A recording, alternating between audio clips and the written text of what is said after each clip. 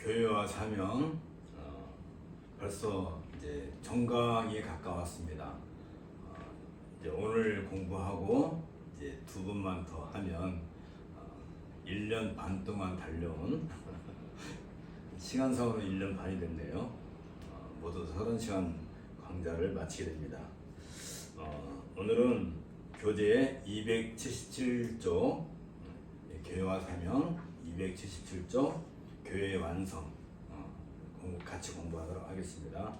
기도하겠습니다. 주님께서 오늘도 우리를 또 기억하시고 우리를 소중하게 여기셔서 이렇게 불러주심을 감사드립니다. 우리가 언제나 주님의 그 음성을 들을 때마다 가슴이 떨리지 않을 때가 없습니다. 주님의 말씀을 들을 때마다 우리의 영혼이 더 맑아지고 밝아지고 또 그럼으로써 우리의 눈이 열리고 마음이 녹아지는 것을 경험합니다. 오늘도 우리에게 말씀하셔서 우리 마음이 더욱더 주님을 향하여 나갈 수 있도록 은혜를 더하여 주옵소서. 예수님 이름으로 기도합니다. 아멘.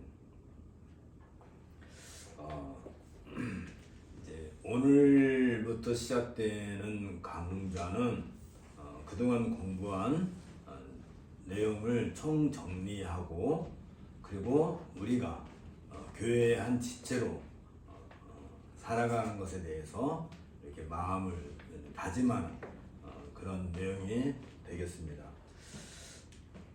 먼저 이 베드로전서 2장을 볼 건데 특별히 우리가 9절, 10절, 11절을 중심으로 할 거니까 이 내용을 먼저 보도록 하겠습니다.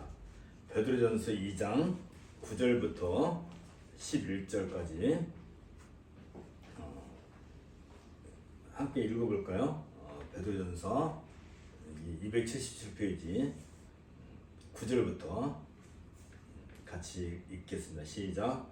오직 너희는 택하신 족속이요 왕같은 제사장들이요 거룩한 나라요 그의 소유된 백성이니 이는 너희를 어두운 데서 불러내어 그의 기이한 빛에 들어가게 하신 자의 아름다운 덕을 선전하게 하려 하심이라. 너희가 전에는 백성이 아니더니 이제는 하나님의 백성이요 전에는 궁유를 얻지 못하였더니 이제는 궁유를 얻은 자니라. 사랑하는 자들아 나그네와 행인 같은 너희를 권하노니 영혼을 거스려 싸우는 육체의 정욕을 제어하라. 네. 12절 마저 같이 읽읍시다. 시작. 너희가 이런 중에서 행실을 선하게 가져 너희를 악행한다고 비방하는 자들로 하여금 너희 선한 일을 보고 권고하시는 날에 하나님께 영광을 돌리게 하려 함이라. 모든 우리 성경의 가르침에서 가장 중요한 핵심적인 내용 여러 가지가 있겠지만 그 중에 하나를 단적으로 예를 든다면 언약이라고 그랬습니다.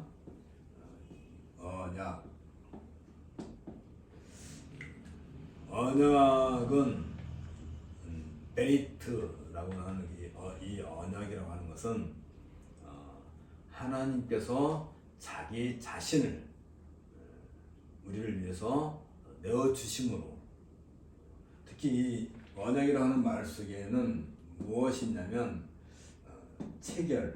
언약 체결이라고 하는 건데 하나님과 우리 사이에 언약을 맺으시는 데 있어서 원래 이 언약이라고 하는 그 말의 어원은 가른다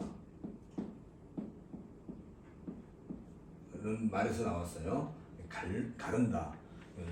동물을 이렇게 잡아가지고 반절을 우아래로 이렇게 반절로 갈라놓고 그 사이로 이제 언약 당사자가 지나가는 거예요. 그게 언약 체결식이에요. 좀 무시무시하죠. 이게 이제 옛날에는 이제 나라와 나라 사이에 어떤 전쟁이 생겨서 그러면 정복 왕이 있고 피정복 왕이 있으면 두 당사자 간에 언약을 체결하기 위해서 동물을 쪼개놓고 그 사이로 지나가는 거죠. 창세기에서도 보면 아브라함과 하나님 사이에 언약을 맺을 때 하나님의 그 불이 그 동물 시체 사이로 지나가는 것을 볼 수 있는데 그게 언약 체결식이란 말이죠. 그러니까 이 언약에는 항상 무엇이 연결되냐면 생명 그리고 죽음. 그러니까 이 언약을 서로 맺었기 때문에 그 언약을 지킬 때는 생명이 보존되지만 그 언약을 어겼을 때는 파기했을 때는 무엇이 따라오냐면 죽음이 따라온다. 그러니까 늘 우리가 여기에서도 착각하면 안 돼요. 생명이 따로 있고 죽음이 따로 있는 것이 아니란 말이죠. 우리가 이 히브리적 사고방식에서 늘 조심해야 될 중에 하나가 뭐냐면 선과 악 그러면 선이 따로 있고 악이 따로 있다라고 생각하는 게 아니라 선과 악이라는 하는 것은 선이 가득 차 있으면 선이고 그러면 악은 없는 거예요. 그러면 악이 가득 차 있으면 선이 없는 거고. 그러니까 빛과 어둠도 마찬가지죠. 빛과 어둠 할 때도 빛은 따로 있고 거기에 어둠이 따로 있지 않잖아요. 밝으면 밝음, 어둠은 어둠인 것처럼 생명과 죽음도 마찬가지예요. 생명이 있는 곳에는 죽음이 없는 것이고 죽음이 있는 곳에는 생명이 없는 것이지 그게 둘이 동시에 존재하지 않잖아요. 내가 지금 살아있으면 나에게는 지금 죽음이 없는 거지. 선과 악, 또 죽음과 생명, 빛과 어둠 이렇게 마치 우리가 생각할 때는 두 개가 공존한다고 생각하는데 그게 아니라 거기는 늘 하나밖에 없는 거예요. 사랑과 미움도 그런다고 그랬잖아요. 사랑, 미움. 그러면 우리 안에 사랑이 있고 미움이 동시에 있느냐? 그게 아니라 사랑이 없으면 미움이 있는 거고 미움이 없으면 사랑이 있는 것이지. 우리가 하나님을 사랑한다고 할 때 거기에 미움이 같이 작용하면 안 되잖아요. 그렇죠? 물론 우리가 괴악한 존재들이기 때문에 불순하게 사랑할 수는 있지만 어쨌든 사랑과 미움도 마찬가지고. 그러니까 이 언약에는 항상 따라오는 것이 뭐냐면 생명과 죽음에 대한 것인데 여기에는 뭔가 그러니까 두 사람 사이에 언약 당사자 사이에 체결을 한 거다. 그렇다면 우리는 하나님과 우리 사이에 어떤 언약이 체결되는데 하나님은 그냥 아무에게나 언약을 맺자 하는 것이 아니라 하나님께서 어느 특정한 시대에 어느 특정한 장소에 있는 어떤 사람과 아주 구체적으로 그러니까 늘 대상이 있는 거라는 거죠. 당사자, 그러니까 언약의 당사자가 있는데 그 당사자에는 대상이 있단 말이죠. 그 대상을 늘 염두에 두고 있는데 이걸 성경에서는 뭐라고 하냐면 선택이라고. 선택. 그러니까 하나님께서 택하시는 사람과 언약을 맺으시지 그렇지 않은 사람과는 언약을 맺지 않는 것이죠. 그래서 베드로는 뭐라고 얘기하냐면 물론 그 앞에서도 다 얘기하는 것이긴 하지만은 오직 너희는 택하신 족속이요 라고 할 때 특히 이 언약 개념에서 우리가 빠뜨리지 않아야 될 게 뭐냐면 언약 개념에서 우리가 빠뜨리지 않아야 될 게 뭐냐면 그 언약의 당사자가 늘 한 개인으로 끝나지 않고 물론 한 개인을 대표자로 삼지만 늘 집단성을 가져요. 집단성. 그래서 너희라고 할 때는 어떤 단체 안에 구성원 속에 있는 이제 어떤 한 사람 이게 다 모아져서 어떤 말하자면 공동체적인 성격을 갖는단 말이죠. 공동체적인 성격.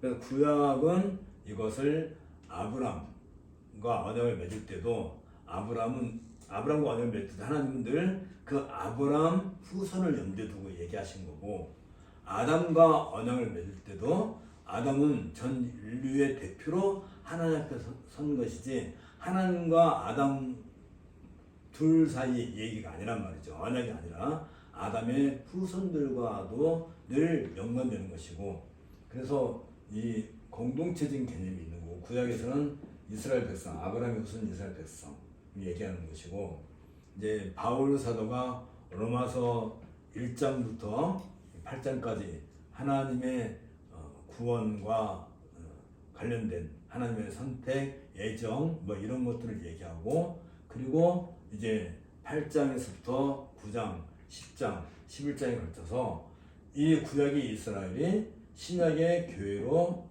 어떻게 성립이 되는가. 그러니까 구약 이스라엘이라고 하는 것은 혈통을 가지고 있는 거죠. 혈통, 어떤 혈통? 아브라함의 혈통, 특히 야곱의 후손, 아브라함과 이삭과 야곱의 후손이라고 하는 혈통을 중심으로 구약의 이스라엘이 형성됐다면, 신약의 교회는 이 혈통 중심이 아니고 예수 그리스도께서 피 흘려서 값주고 사신 그 교회를 얘기하는 거예요. 교회. 그 교회 안에 내가 포함이 되는 것이지. 그러니까 우리가 그런 말 하기 쉬워요. 예를 들면 예수님이 나를 위하여서 십자가에서 피 흘려 죽으셨다. 그 말은 굉장히 우리가 이게 살갑게 다가와요. 그런데 사실은 좀 더 우리 성경에서 가르친다면 예수님은 나를 위해서 십자가에 죽으셨다는 말도 되지만, 좀 더 구체적으로 얘기하면 예수님은 피로서 값을 지불하시고, 그리고 사셨는데 뭘 사셨다? 교회를 사셨다. 피로 값주고 사신 교회라고 얘기하는 것이고, 그 교회 안에 내가 들어가 있느냐 안 들어가 있느냐 이걸 생각해야 되는 거지. 이 교회를 벗어버리고, 다시 말하면 쉬운 거예요. 이스라엘 백성으로 누가 태어났어요. 아브라함의 후손 이삭과 야곱의 후손 중에 누구로 한 사람이 태어났어요. 그러면 이 한 사람은 이스라엘이라고 하는 그 민족의 자녀로 태어난 것이지, 그렇죠? 물론 거기에 가장 결정적인 예를 든다면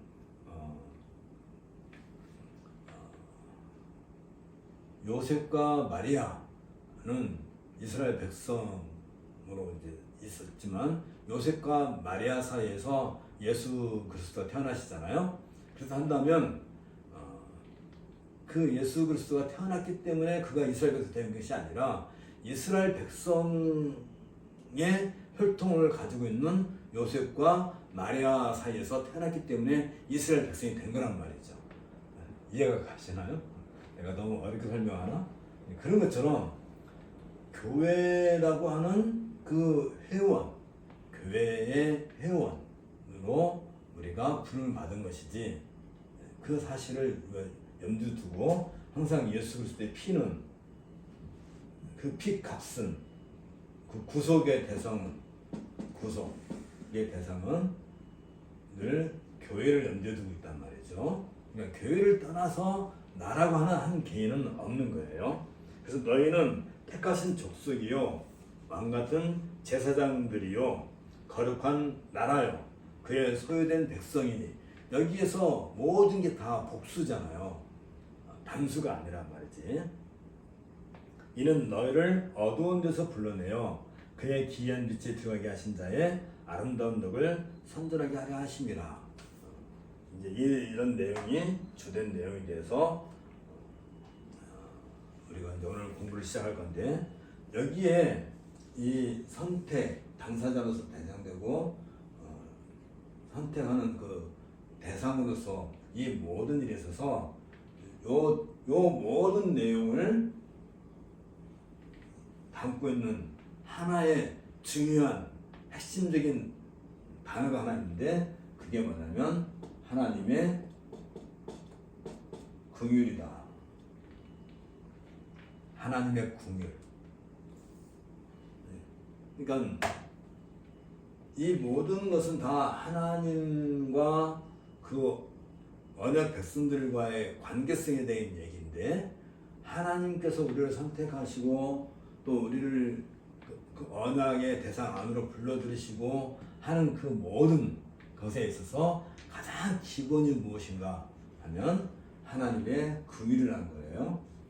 그러니까 하나님께서 우리에게 긍휼을 베풀어 주시지 않았다면 우리는 여전히 어두움 가운데 있는 거예요. 아까 얘기했어요. 어두움과 빛은 같이 있는 게 아니에요. 어둠은 빛이 없는 세상이 어둠이에요. 빛이 없는 세상.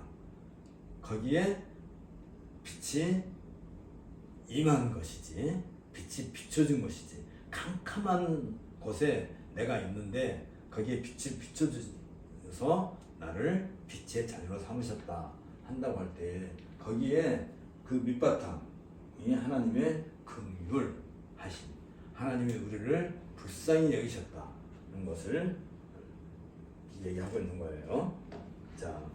자 그러면 279페이지로 넘어갑시다. 279페이지. 먼저 그러면 이 복음의 대상, 이 내용, 그러니까 요런 우리가 이야기한 이 전체적인 내용을 또 다른 말로 말한다 한다면 이걸 갖다가 복음이라고 그래요. 그러니까 복음은 굉장히 폭이 넓죠. 복음은 뭐 하나님이 세상을 이처럼 사랑하사 독생자를 주셨으니 누구든지 멸망치 않고 영생을 얻게 하려 하심이라 라고 요약은 되지만 사실은 이 모든 내용이 그 안에 담겨 있다는 점에서 복음이에요. 자, 그랬을 때 먼저 우리가 생각할 것은 복음의 대상. 베드로 사도는 베드로전서 1장에서 복음의 대상과 복음의 내용에 대하여 이렇게 언급하고 있는데, 그 복음의 대상은 하나님 아버지의 미리 아심을 따라 성령의 거룩하게 하심으로 순종함과 예수 그리스도의 피부름을 얻기 위하여 택하심을 입은 자들이래요. 한 사람이 아닌 자들. 그게 복음의 대상이에요.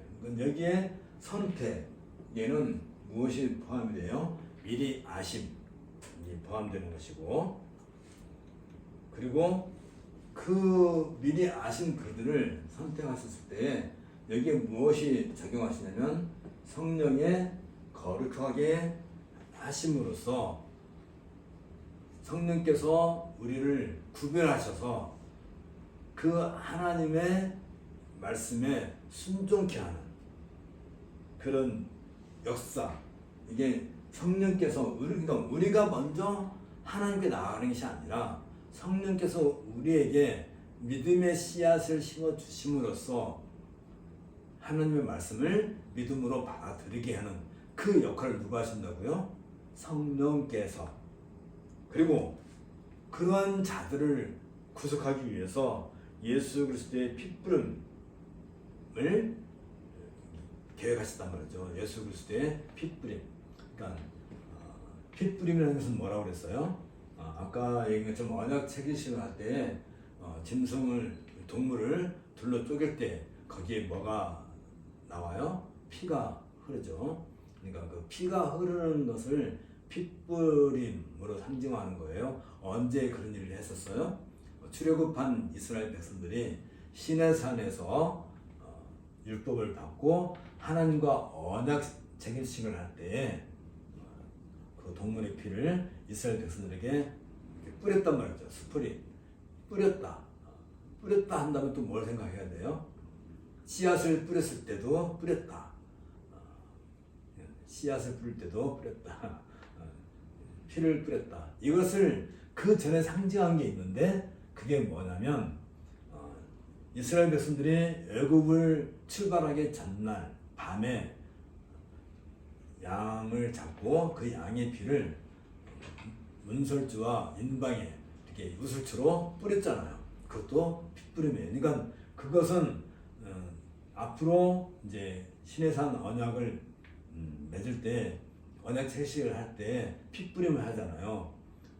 그것을 이미 예표적으로 보여준 사건이 바로 그거란 말이죠. 우리 조상들은 새로 집을 짓고 이사할 때 무엇을 했냐면 아주 옛날에 팥죽을 쓰고 그 팥죽을 어떻게 했어요?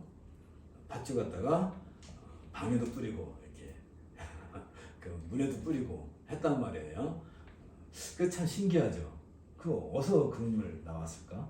그런 것들이 그게 이제 뭐 연구해 본 적은 아니지만 올라가면 그 우슬추로 이렇게 문설주와 문인방에다가 뿌렸던 그거. 그러니까 우리는 액땜으로 우리 우리나라 사람들은 아니 우리 조상들 액땜으로 그걸 했지만 그 당시에는 하나님의 언약 거기는 무엇이 중요한 역할을 해요? 그 피를 뿌린 집과 안 뿌린 집은 무엇에 차이가 나요? 죽음의 사자가 밤에 임했을 때 그 피 뿌린 흔적이 있으면 넘어갔다. 패스 오버 넘어갔다 그래서 그러다가 유월절이라고 그러잖아요. 유월절. 거기에 유월절의 주인공이 누구예요? 유월절 양이죠. 그 유월절 양을 예수 그리스도께서 상징적으로 이미 그때도 보여주신 것이지. 그러니까 그런 것들 내용. 그래서 이 모든 내용의 대상에 대해서 얘기하는 거예요. 그러고 난 뒤에 그 복음의 내용과 관련해서 이 복음은 하나님의 미리 아심, 예정과 선택에 따라 성령의 거룩하게 하심, 이건 중생과 성화라고 그래요. 그리고 예수 그리스도의 핏부림을 입은 구속과 칭의 역사에서 그들을 구원 안으로 들어오게 하는데 유일한 효과를 드러내는 것이 이제 복음의 내용이 될 거예요. 여기에서 우리가 놓치지 않아야 될 게 있는데 우리가 여기 그 복음의 대상과 내용에 있어서 우리가 여기에 무엇이라도 눈꽃만큼이라도 참여하고 우리가 여기에 협력하고 우리가 여기에다가 뭔가 이렇게 흔적을 남길 만한 일을 우리는 한 적이 없어요. 처음부터 끝까지 하나님과 성령과 예수 그리스도께서 이 일을 다 행하시지 우리가 여기에 나를 택하여 주세요. 저 소영 씨를 넣어주세요. 끼워주세요. 이게 한 적이 없단 말이에요. 그냥 우리는 그냥 어느 날 보니까 여기에 있는 거지. 그게 뭐예요? 우리가 태어날 때도 마찬가지예요. 우리가 태어날 때 우리 집을 좀 부잣집, 나는 좀 부잣집에서 태어나게 해주세요. 아니면 난 미국에서 태어나게 해주세요. 아니면 나는 뭐 어떤 데서 태어나게 해주세요. 내가 선택할 권한이 있었나요? 우리는 그냥 아버지 어머니 사이에서 태어났을 뿐이에요. 그래 태어난 것이지. 그래 태어났으니까 내가 그때부터 태어나자마자 아버지 어머니 내가 알아서 클 테니까 나 생각하지 마세요. 나 신경 쓰지 마세요. 걱정하지 마세요. 내가 알아서 할 테니까 나 걱정하지 마세요 하고 그냥 개나리 붙든 메고 바로 집을 떠나서 나가나요? 적어도 상당한 기간 동안 우리는 그걸 어떤 하나의 어떤 기준을 삼다면 보통 이제 첫 돌 맞이할 때까지는 철저하게 그 아버지 어머니의 그 보살핌 가운데 살아요. 그렇죠? 그 아이가 하는 일은 딱 한 가지밖에 없어요. 그저 전 먹고 자고 싸고 그거밖에 하는 게 없잖아요. 근데도 참 무럭무럭 자라지. 어떻게 그 조금 먹고 이렇게 잘 클까? 참 신기하죠. 아니 그거 젖 짜가지고 그걸 예를 들어서 이렇게 어떤 식물 나무에다 뿌린다고 생각해봐요. 그게 잘할 수 있을까? 아이들은 그냥 푹푹 자라잖아요. 자고 나면 자라잖아요. 하나님께서 키우시는 거예요. 엄마들이 가끔 착각해가지고 내가 전방에서 키웠으니까 얘는 내 거야, 내 아들이야 해가지고 주워 패고 너 왜 말 안 들어 해가지고 한 대씩 좀 주워 패고 그러면 안 돼요. 하나님께서 키우시는 거고 어쨌든 여기에서 이제 구원의 서정, 구원의 과정을 우리가 읽을 수 있어요. 제일 먼저 나타나는 게 뭐냐면 하나님의 예정과 택하심. 그러니까 하나님께서 우리를 구원하시고 예정하시고 택하셨다. 그 예정론을 자꾸 운명론 쪽으로 해석하는 사람들은 이런 거 잘 몰라서 그런 것이죠. 하나님께서 우리를 예정하셨다 했다는 것은 내가 하나님을 전혀 알지 못했는데 불구하고 하나님 나를 미리 아시고 그의 자녀로 택하셨다 할 때 가장 먼저 나타나는 어떤 현상이 뭐냐면 부르심.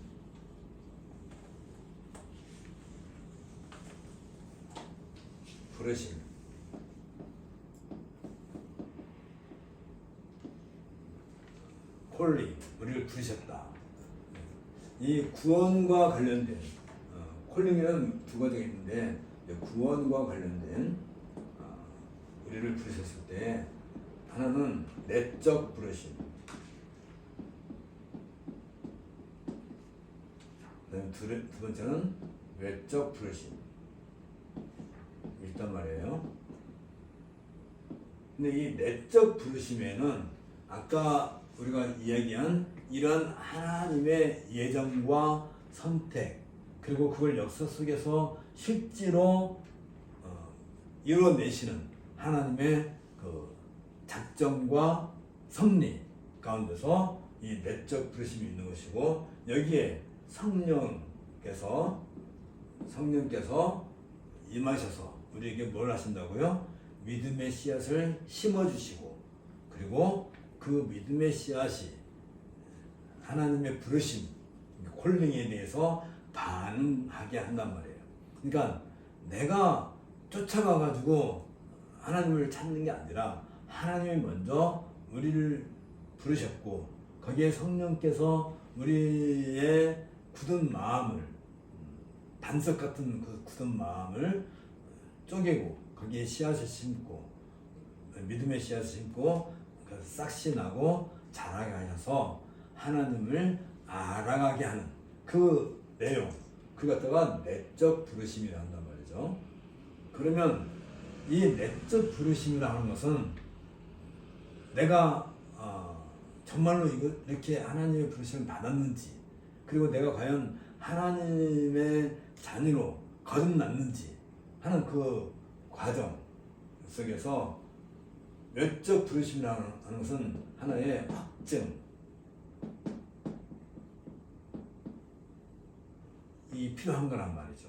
그 외적 부르심은 결국은 무엇을 통해서 그럼 내적 부르심을 하게 되면 제일 먼저 이 사람에게 어떤 일이냐면 복음을 듣게 해야 되잖아요. 복음을 듣게 만드시고 그걸 이해하게 데 있어서 이 복음을 누구를 통해서? 교회를 통해서 이 복음을 듣게 하신단 말이죠.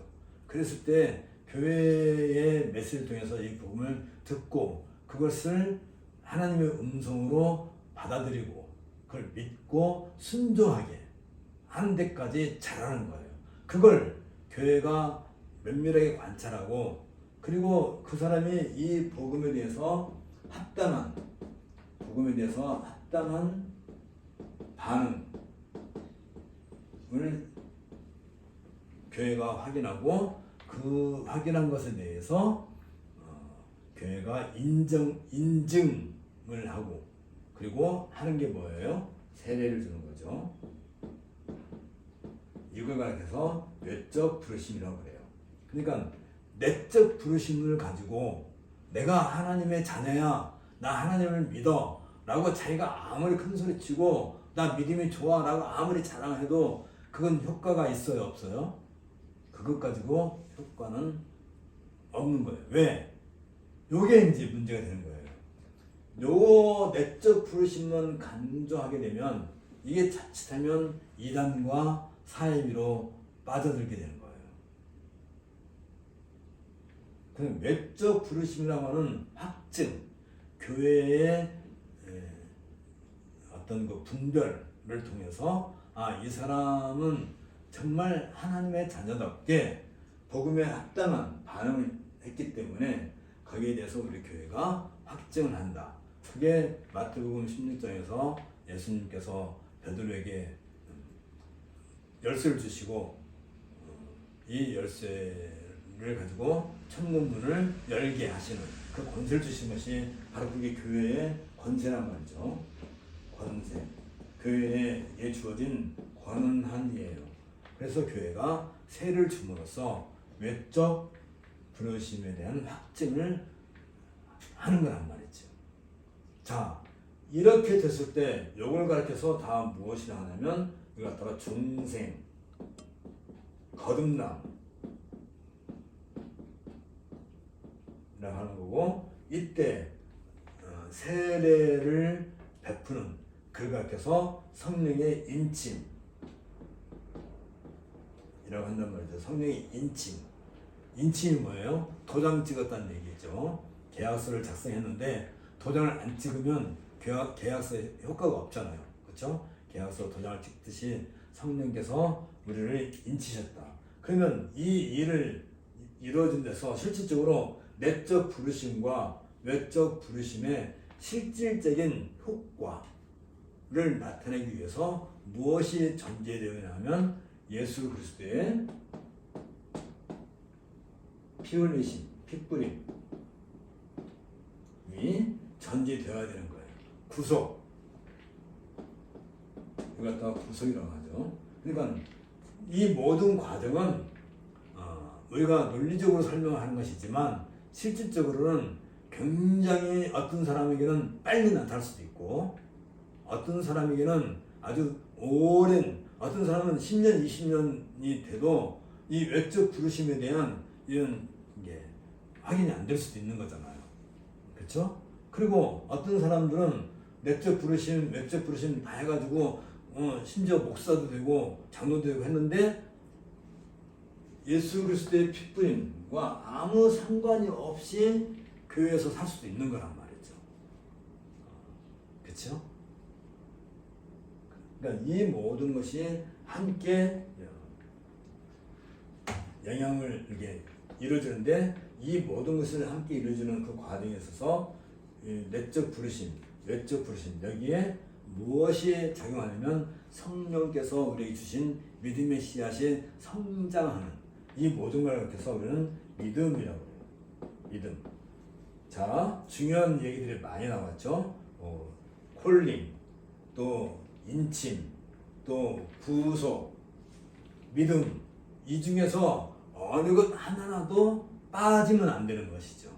시계가 있는데 시계가 작동하는데 그 부수품 중에 하나만 빠져도 시계가 작동이 안 되는 것처럼 뭐 전자제품이 있는데 여러 가지 부수품이 들어있잖아요. 그 중에 어떤 하나가 고장나면 작동이 멈추는 것처럼 사실 이 모든 일에 있어서 하나님의 그 선택부터 시작해가지고 우리가 이 믿음에 이르기까지 이 모든 것이 톱니바퀴 연결돼서 돌아가듯이 다 연결되는 거예요. 이 모든 과정 중에서 내가 끼어들 자리는 하나도 없어요. 그랬을 때, 요 모든, 그러니까 이 믿음까지 이르렀을 때, 비로소 우리는 여기에 예수 그리스도의 구속과 더불어서 이걸 합쳤을 때, 구속과 믿음이 같이 갔을 때 이걸 갖다가 칭의라고 그래요. 칭의. 칭의라고 하는 것은 이 믿음, 예수님의 구속이 먼저 있고 이런 성령의 역사와 하나님의 택하신 이 모든 것에 대한 믿음이 동반이 되었을 때 비로소 그때 그걸 갖다가 칭의라고 한단 말이죠. 칭의가 뭐예요? 의롭다 하심을 받는 것. 하나님께서 우리를 의롭다 하시는 것. 그러니까 하나님의 선택부터 시작해가지고 이런 과정을 통해서 우리에게 믿음이 발생하고 그 과정에 항상 뭐가 역할을 해요? 복음을 전파하는 교회가 역할을 하고 그런 모든 것이 최종적으로 이루어진 단계가 칭의라고 한단 말이죠. 칭의. 그래서 이 칭의라는 것은 281페이지 가운데 보면 우리가 존재하던 자리가 바뀌게 되었는데 옛날에는 죄의 지배 아래 있었는데 다른 말로 하면 죄로 인해 죽어있는 사람이었었는데 이제는 죄와 상관이 없는, 다시 말하면 왜 자꾸 뭐 이제는 다시 말하면 이렇게 하겠어요? 이 내용이 굉장히 중요하고 복잡한데 이걸 짧은 말로 설명하다 보니까 지금 이렇게 다 설명을 해야 되는데 이걸 갖다가 이렇게 짧은 말로 설명하다 보니까 말이 자꾸 중복되는 거예요. 죄의 영향력이 지배하지 못하는 의의 자리로 옮겨졌다는 뜻이에요. 즉 죽음이라는 곳에 있던 사람이 그곳에서 완전히 옮겨져서 생명이 약동하는 의의 자리로 옮겨졌다라고 하는 거예요. 아까 얘기한 것처럼 그 죽음의 자리에 있었던 우리에게 밝은 빛이 비춰져서 이런 일들이 이루어지는 거예요. 이건 논리적인 순서예요. 이게 시간적인 순서, 어떤 시간의 과정을 따라서 차근차근 이렇게 이루어지는 것이 아니라 논리적 순서이기 때문에 이게 어느 한순간에 확실하게 임하는 경우가 있죠. 누구? 바울 같은 사람. 바울 같은 사람은 이 모든 일들이 한순간에 그냥 다 이루어져요. 근데 어떤 사람은 상당한 시간이 필요해요. 나 같은 사람은 30년, 40년 걸려도 다 깨닫지 못할 거란 말이지. 그러니까 어떤 사람한테 그렇게 나는 거예요. 그러면 그 사람은 그러면 구원 못 받았느냐? 그런 얘기가 아니란 말이에요. 구원 받고 안 받고 얘기가 아니에요. 이것은 하나님의 선택과 예정과 선택 안에서 이루어지는 일이지 그 바깥의 얘기가 아닌 거예요. 그러니까 어떤 사람이 나 예수님 믿어, 하나님 믿어, 나 세례 받았어, 나 교회 장로야, 나 목사야 라고 아무리 제가 발버둥 치고 뭐 했어도 하나님의 선택에서 제외되어 있다 한다면 이런 효과가 있어야 안 나타나요? 있을 수가 없는 거예요. 그냥 자기 혼자 발버둥 치는 것 뿐이지. 그러면 자꾸 혼돈이 생겨요. 그럼 내가 선택받았는지 안 받았는지 어떻게 알아요? 우리는 외적인 그 부르심의 흔적으로 뭘 해야 된다고요? 교회가 선포한 복음에 대해서 합당한 반응을 드러내느냐, 드러내지 않느냐, 요걸로 선택과 예정과 선택이 됐는지를 우리는 확인하는 것 뿐이지 예정과 선택을 내가 하는 게 아니라 그건 하나님께서 행하시는 고유한 권한이기 때문에 우리가 절대로 거기에 침범할 수가 없는 거예요. 그러나 내가 하나님의 선택과 예정 속에 포함되어 있다 한다면 나에게 나타나는 것은 뭐예요? 합당한, 복음에 합당한 반응인데 이걸 갖다가 우리는 성령의 열매라고 해요. 성령의 열매로 보아 알게 된다. 그런 얘기예요.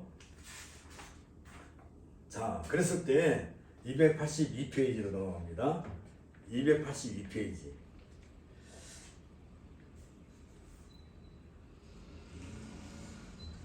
제일 아랫단에 보면 중생은 이미 하나님과 예수 그리스도와 성령께서 합력하셔서 우리로 하여금 중생의 사실에 참여케 하신다. 그러니까 여기는 우리가 끼어들 자리가 없는 거예요. 처음부터. 그러면 하나님의 부르심과 부르심에 대한 반응, 중생, 칭의 이 사실은 전적으로 하나님의 일이고 우리가 이 일에 대해서 조금이라도 관여하거나 하나님과 타협하거나 또는 하나님의 의지를 변화시켜서 나를 중생하게 하는 그런 것은 없다.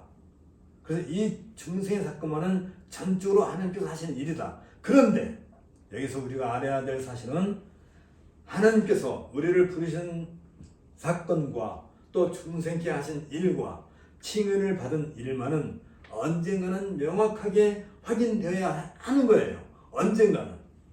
그러기 위해서 하나님에 대한 지식이 자라고 성숙해져서 중생이나 칭의 등에 담겨있는 의미가 무엇인가를 이제 알게 돼요. 알아가야 되는 거죠.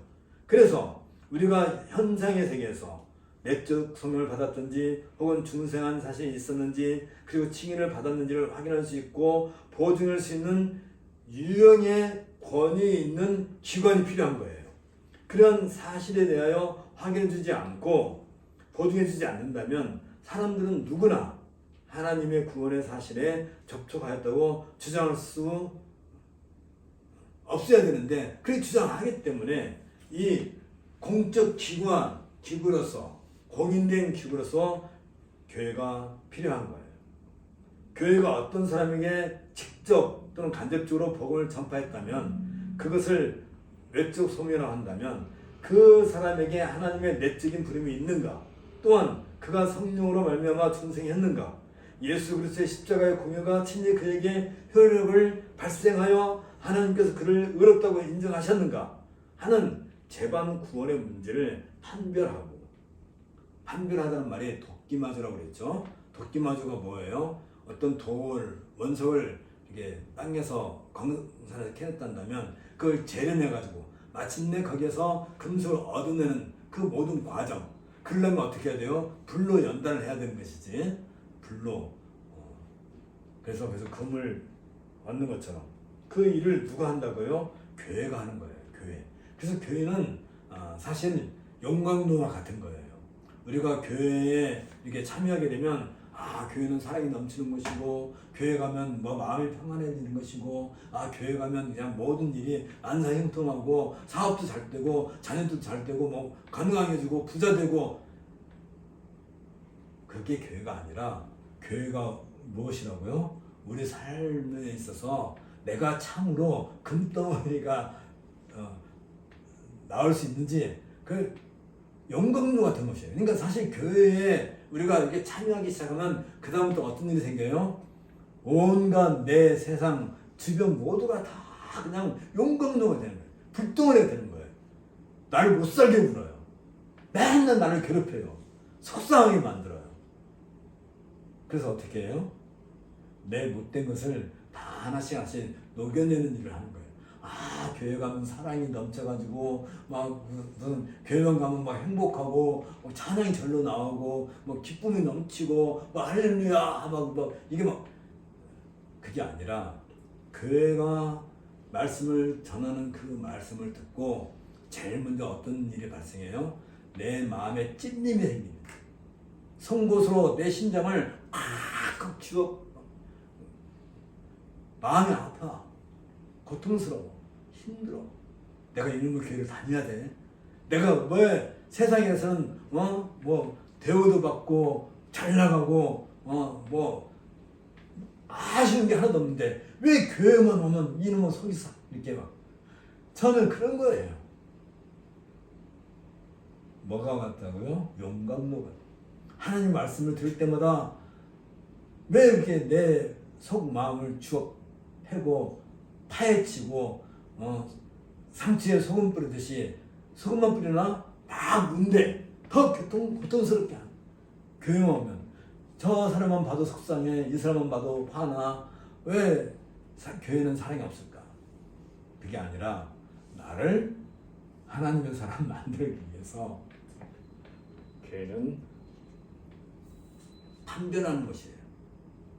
영광로같이 활활 태워가지고 나의 못된 것을 하나씩 제거해 나가는 거예요.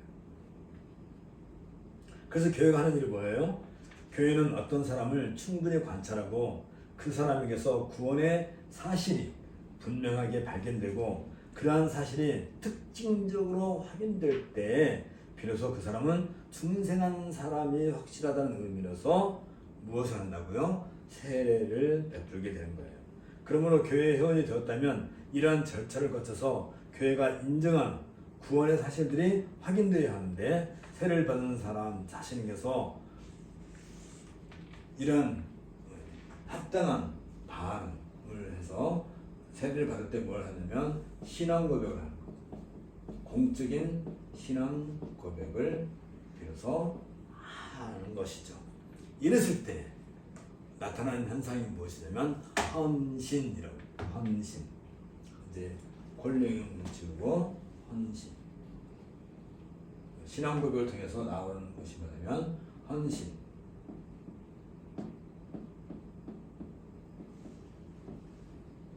헌신이라고 하는 파리스템이라는 말은 디스플레이라는 그 말과 같아요. 디스플레이가 뭐예요? 진열해놓는 거예요. 진열장, 백화점에 가면 진열장이 있고 그 안에 물건들을 진행했잖아요. 그러면 그 물건이 스스로 나서서 물건을 팔리나요? 그게 아니고 외부에 손님이 와가지고 그 중에서 보고 선택하는 거잖아요. 그러니까 내가 하나님께 나를 내어놓는 거예요.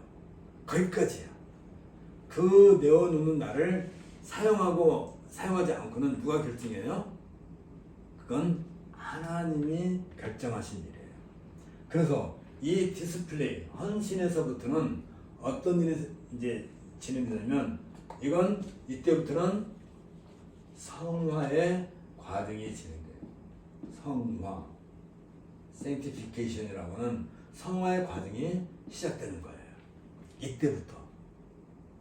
그러니까 신앙 고백을 하기 이전까지 모든 것은 지금까지 거듭남, 중생, 인친, 그리스도의 핏부림의 구속, 그 다음에 이 모든 것이 이루어져서 믿음이 발생하고 그리고 그걸 갖다가 우리가 칭의라고 한다면 그걸로 구원이 끝나는 게 아니에요.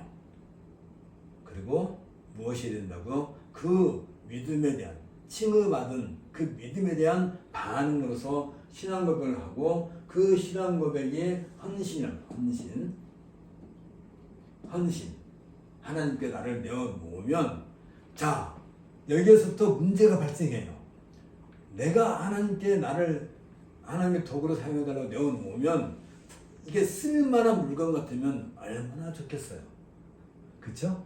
쓸만한 물건 같으면 참 좋은데 이런 것이 이게 값싼 제품이라 뭐 망치 같은데 한번 못을 탁 치면 못이 들어가는 게 아니라 망치 머리가 툭 떨어져 나가.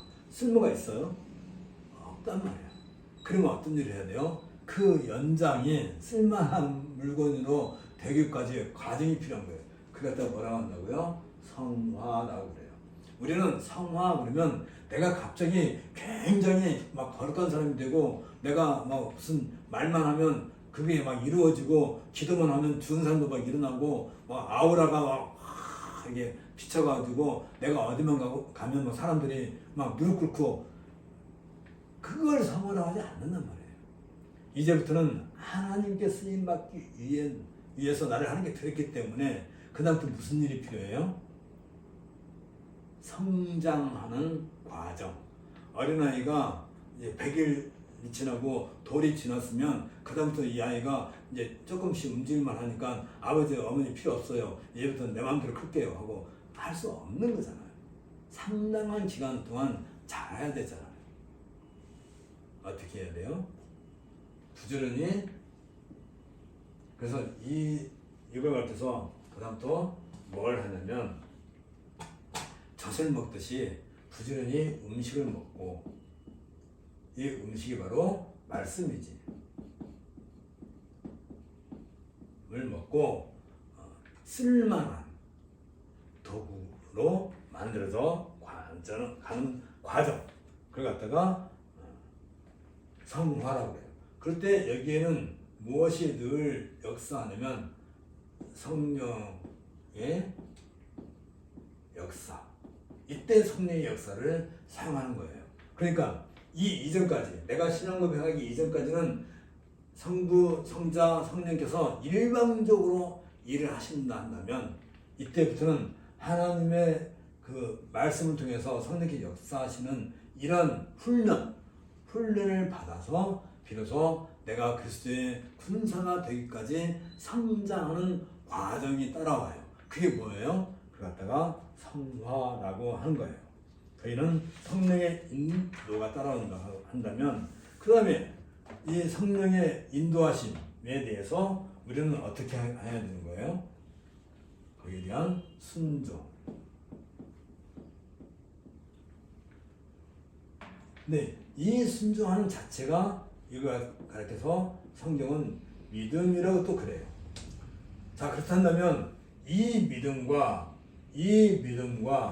같아요? 정말 근원적으로는 같지만, 그러나 여기에 이 믿음은 우리가 여기에 끼어들 틈이 없어요. 이 모든 것은 하나님께서 우리에게 주신 은혜야. 은혜의 그 근거가 뭐라고 그랬어요? 아까 얘기했어요. 하나님의 긍휼이라고 했죠. 긍휼에 따른 은혜고, 그 믿음이 발생해서 이런 일들이 일어나서 신앙고백이 하게 되고, 우리가 헌신하게 되고, 그 다음에 성화의 과정에 갔을 때 다른 것을 하지 않아요. 말씀으로 하나님께서 우리에게 역사하실 때, 하나님께서 우리를 인도하실 때는 이 말씀 인도하시는 거예요. 이 말씀 떠나서 성령께서 우리를 인도하지 않으세요. 그랬을 때 여기에 대한 그런 순종에 따른 얘기를 갖다가 믿음이라고. 그러니까 순종과 믿음은 늘 함께 가는 것이지. 믿음 없는 순종이 없고 순종 없는 믿음이 없는 거예요. 그게 늘 같이 가는 거예요. 그랬을 때 이 믿음에 어떤 것이 더해지냐면, 우리에게 그리스도의 군사가 되어가는 과정 중에서 특별히 여기에 주시는 선물이 있어요. 하나님의 선물. 그게 뭐냐면 소망. 어떤 소망? 하늘에 대한 소망.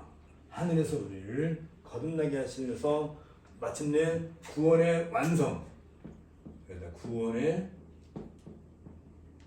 완성으로서, 그러니까 우리가 거듭났고 세례받고 하는 그 모든 것은 무엇과 관련돼요? 예수 그리스도의 부활 이후에 성취된 새하늘과 새 땅에서의 우리의 부활, 새 생명으로서의 부활. 그래서 생명의 어떤 영원한 생명, 영생이죠. 여기에 들어가기 위한 소망을 선물로 주세요. 그래서 우리는 이 믿음에는 하나님 말씀에 대한 순종과 또 우리의 영원한 생명을 약속해 주신 그 소망, 이걸 가르쳐서 다른 말로 말하면 이 영생에 대한 소망, 이를 가르쳐서 또 다른 말로 말하면 유업 또는 기업 또는 상급 이란 말이에요. 유업, 기업 또는 상급. 하나님께서 나는 너의 상급이다 할 때 이 상급은 뭐가 관련돼요? 이게 영원한 생명, 영생과 관련돼요. 영생, 참 생명과 관련되는 것이에요. 자, 좀 정리하십시다. 286페이지.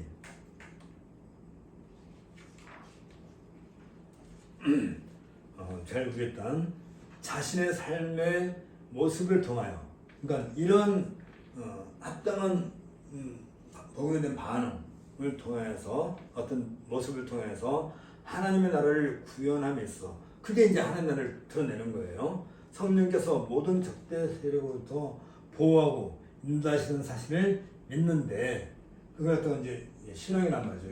그 우리 인도하시는 데 말씀으로 우리 순종하고 그걸 믿음, 신앙이라고 하는데, 따라서 우리가 하나님의 역사 안에서 경영하시는 하나님의 뜻을 구현하는 위치에 서 있을 때에 그걸 갖다가 헌신이라는 거죠. 그리고 성화의 과정 속에 들어가 있을 때에 성령의 인도를 경험하고 성령의 권능을 의지하는 신앙이 이제 발휘되는 거예요. 그러한 사실을 무시하고 무조건 성령의 인도를 구하고 믿는다고 하는 것은 결코 성화의 본질이라고 할 수 없단 말이죠. 그러니까 이러한 모든 것을 생각해서 우리는 믿음의 자태 또는 신앙의 자태, 태도라고 한 거예요. 여기에서 우리가 중요하게 생각해야 할 것은 이러한 시대적 사명의식을 갖기까지는 항상 교회가 바탕이 됩니다. 그러니까 이 모든 일에 있어서 밑바탕이 되는 근거된 것은 늘 교회가 있지 않으면 이런 일들이 일어나지 않아요.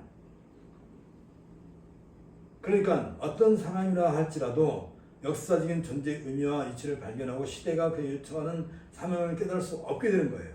교회가 바탕이 되어서 삶의 터전을 이루어줄 때 이러한 모든 일들이 가능하고 드디어 헌신 그리고 성화까지도 함께 이루어져 나가는 것이죠. 그래서 이 땅에 존재하는 한 성도가 구원의 서정, 순서에 따라서 구원의 완성에 도달하기 위해서는 무엇보다도 먼저 교회가 역사상에서 이 역사의 현장에서 그 위치를 발견해야 하고 그 교회 안에서 각 성도는 자신의 삶의 방향을 구축해 나가야 하는 것이다. 그래서 결국은 그걸 통해서 도달하게 되는 최종 목적지가 뭐예요? 그게 이제 영화, 그렇게 해서 최종 목적지, 성화에 대해서 이런 과정을 통해서 최종 목적지에 도달하게 되는 것이 바로 영화라고 하는 거예요. 근데 이 영화는 아까 말한 유업, 기업, 상급, 하나님의 상급을 받는 상태니까 우리가 부활하고 난 뒤에 되어진 상태가 영화예요. 자, 오늘은 우리가 그동안 공부한 모든 것을 종합해서 구원의 서정을 중심으로 해서 우리가 택하신 족속이요 라고 할 때 우리가 누군가 할 때 그 우리는 늘 교회라고 하는 것을 바탕으로 해서 이루어지는 이 모든 일들, 여기에 교회가 없이는 이런 일이 이루어지지 않고, 그래서 이제 칼빈은 이 교회를 가리켜서 뭐라고 하냐면 성도들의 어머니라고 그래요. 우리가 이 땅에 태어날 때 어머니 없이 태어날 수는 없잖아요. 우리가 태어날 때 아버지가 없이 태어날 수는 있어요. 그렇죠? 아버지가 없이 태어날 수 있어요. 뭐 태어났는데 아버지는 없을 수 있죠. 그러나 태어날 때 어머니가 없이는 태어나지 않는단 말이에요.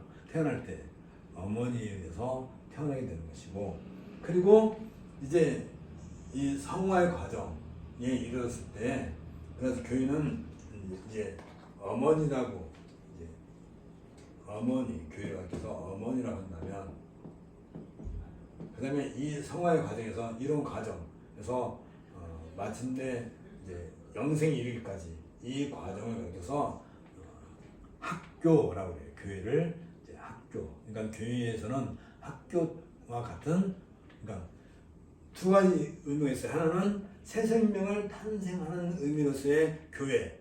그래서 교회를 어머니로 하는 것이고, 그러면 그 탄생하고 끝나는 게 아니라 영화의 과정까지 이르기까지는 이제 거기서 훈련을 받는다 해서 학교라고 그래요.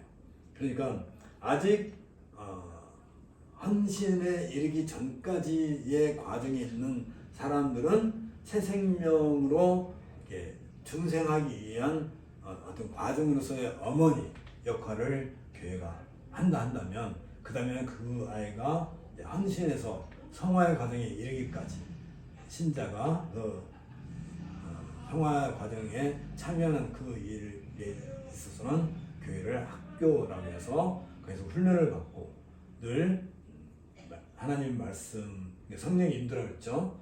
말씀 안에서 성장해 나가는 그런 것을 가르쳐서 오늘 공부한 내용이 바로